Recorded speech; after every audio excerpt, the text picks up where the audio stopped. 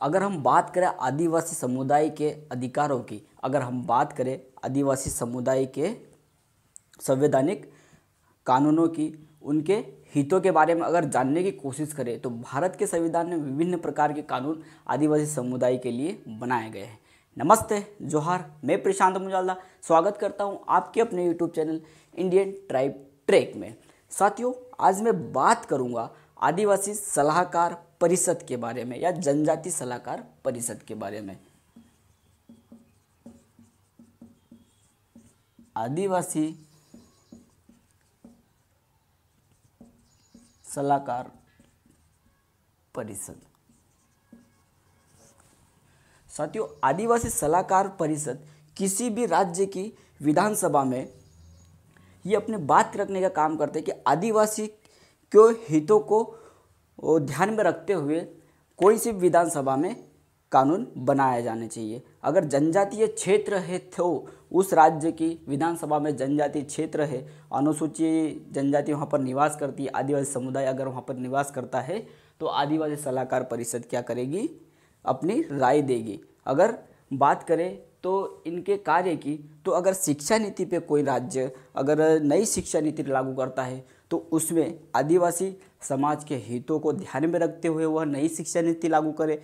स्वास्थ्य या फिर भूमि से संबंधित कोई राज्य अगर कानून बना रहा है तो भी आदिवासी सलाहकार परिषद की राय ली जाती है। साथियों, आदिवासी सलाहकार परिषद का गठन कैसे होता है, तो कहाँ है आदिवासी सलाहकार परिषद? तो मैं कहता हूँ साथियों, वह एक संवैधानिक है। कैसी है? संवैधानिक है। आदिवासी सलाहकार परिषद क्या है? संवैधानिक है।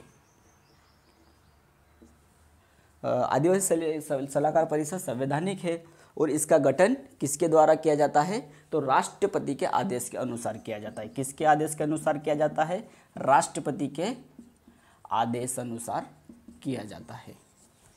कहाँ पे इसकी बात करी गई है? तो भारतीय संविधान में साथियों 244(1) में 244(1) के अनुसार पाँचवीं अनुसूची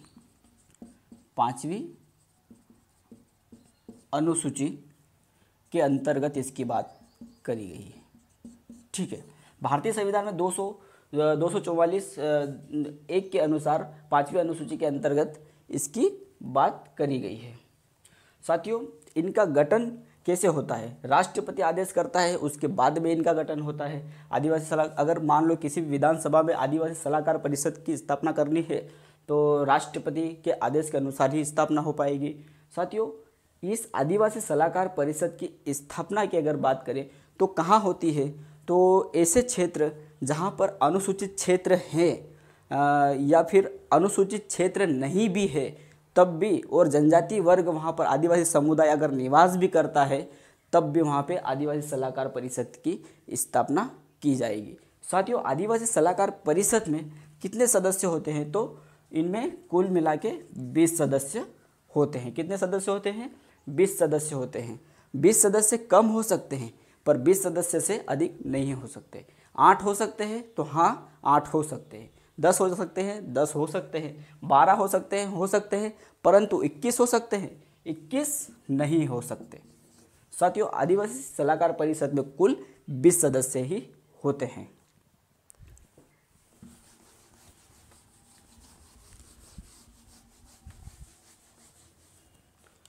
दो 244(1) में पाँचवीं अनुसूची के अंतर्गत इसका गठन किया जाता है और जहाँ कैसे क्षेत्र जहाँ पर जनजाति क्षेत्र निवास करते हैं वहाँ पर उन राज्यों में आदिवासी सलाहकार परिषद की स्थापना की जाती है।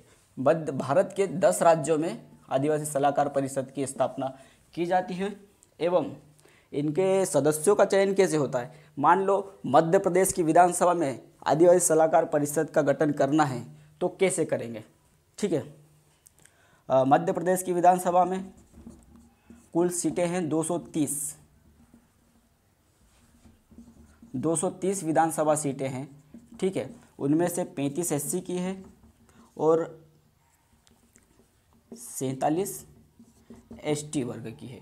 तो इन 230 में से भी इसका चयन नहीं करेंगे 35 में से भी इसका चयन नहीं करेंगे। आदिवासी सलाहकार परिषद के गठन में 47 में से इनका चयन किया जाएगा। 47 विधायक जो एसटी के विधायक है, अनुसूचित जनजाति क्षेत्र के विधायक है, या फिर अनुसूचित एसटी के विधायकों का ही इनमें चयन किया जाएगा।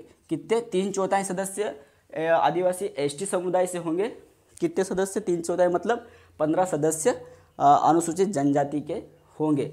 अगर अनुसूचित क्षेत्र है और किसी विधानसभा में अगर एसटी समुदाय का विधायक नहीं है तो उसके अलावा 47 के अलावा अन्य की जगह पर अनुसूचित जनजातियों के पद भरे जाएंगे। परंतु उस विधानसभा में कुल सदस्य अगर है एसटी वर्ग के, तब आदिवासी सलाहकार परिषद में इनका चयन किया जाएगा। ठीक है। उनमें से कितने? 5 सदस्य जो रहेंगे वह किसके द्वारा चयन किए जाएंगे? राष्ट्रपति के मनोनीत चयन किया जाएगा। उसमें से कोई भी हो सकते हैं, मुख्यमंत्री जी हो सकते हैं। उन आदिवासी सलाहकार परिषद में कोई भी उनके सदस्य हो जाते हैं जिनको पद दिए जाते हैं, वो 5 राष्ट्रपति के द्वारा मनोनीत किए जाएंगे। इन सलाहकार परिषद का काम ये होता है साथियों,